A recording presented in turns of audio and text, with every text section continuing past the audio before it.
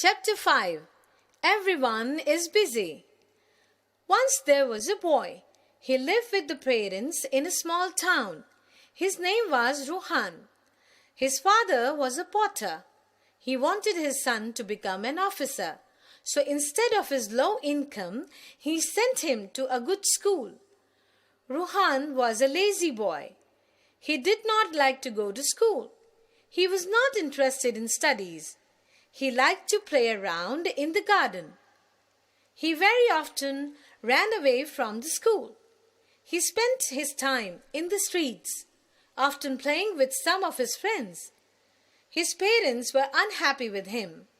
They wanted him to study hard and stand first in the class. One morning, his father sent him to the school.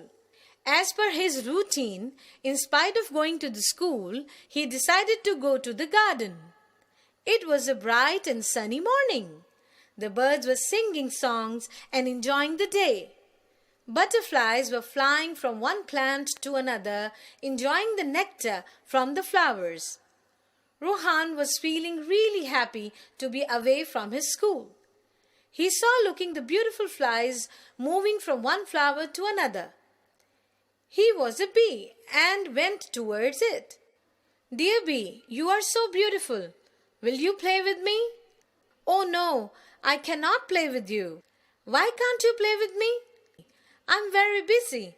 I have to gather honey for the coming winter. I have no time to play." Then Rohan saw a small bird with a piece of straw in its beak. "Hey little bird, you are so sweet. Will you come and play with me?" No, I don't have extra time. I have to make my nest complete as the winter season is coming."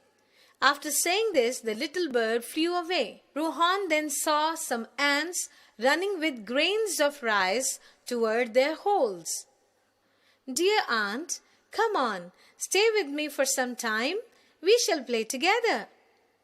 "Sorry, dear, we have to gather food for ourselves. Winter is round the corner and we don't have even a single minute to play. If we play now, we would die of hunger in the winter season." The ants moved towards their hole quickly. When he was roaming in the garden, he saw a dog. He decided to ask the dog, "Dear doggy, you are a fine dog. Please come and play with me." "Sorry, dear, I have to guard my master's house. I must run fast, otherwise thieves would get into my master's house. Then my master would punish me."